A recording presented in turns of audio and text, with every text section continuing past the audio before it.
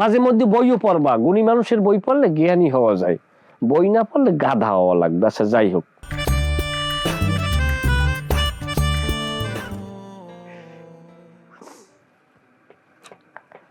যতটুকু বুঝতে আছি আমি এইবারই আর কি বিশ্বের বাড়ির একটা ক্রিটিক্যাল টাইমে গিয়ে পৌঁছাইছি। কি কও চাচা ভাই? সেটা তো একটু ঝামেলা চলতেছে। যাই হোক, ঝামেলা চলতে আছে সেটা কোনো বিষয় না, মানুষ বাঁচতে থাকতা অবস্থায় ঝামেলা থাকবে, এটা নিয়েই মানুষের জীবনে আগাইতে হইবে। দেখা গেছে আবার ঝামেলা থাকবে না এক সময়। আচ্ছা ছোট ভাই মতি, তুমি কি এমনি করতে আসো? কি ভকেশনালে করতেছি। ভোকেশনাল মানে বুঝলাম না, এটা কি গরু ছাগলের চিকিৎসা সেইটা নাকি?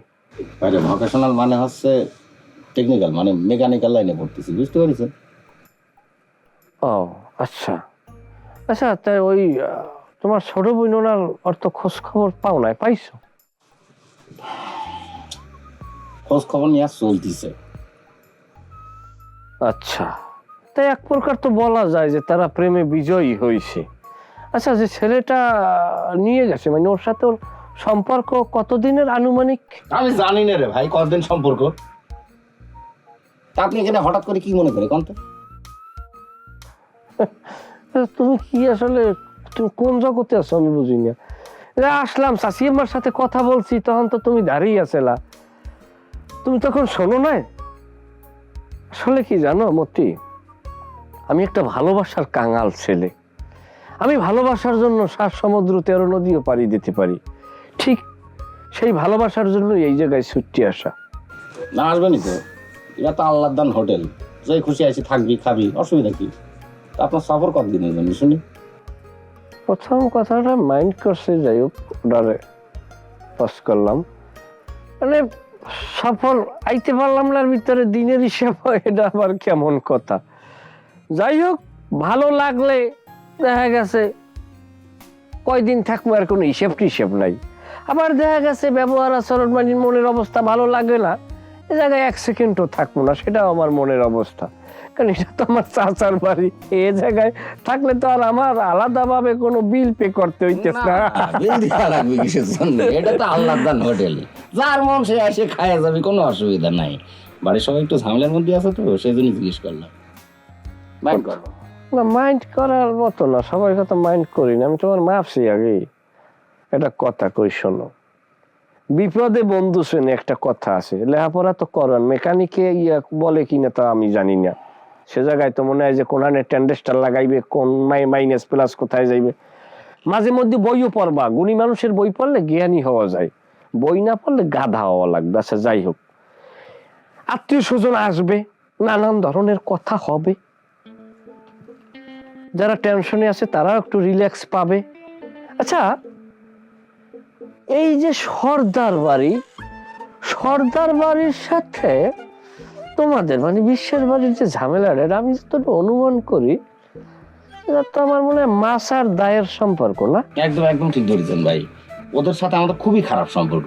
এই জন্যই বারবার করছে সর্দার বাড়ির দিকে আপনি যাবেন না, আর সে তো একটা ভেজাল বাধা ফেলেছেন। না, আক্ষরিক অর্থে হিসাব করলে আমার কাছে তো ভেজাল মনে হইতেছে না, ভালোই লাগতেছে।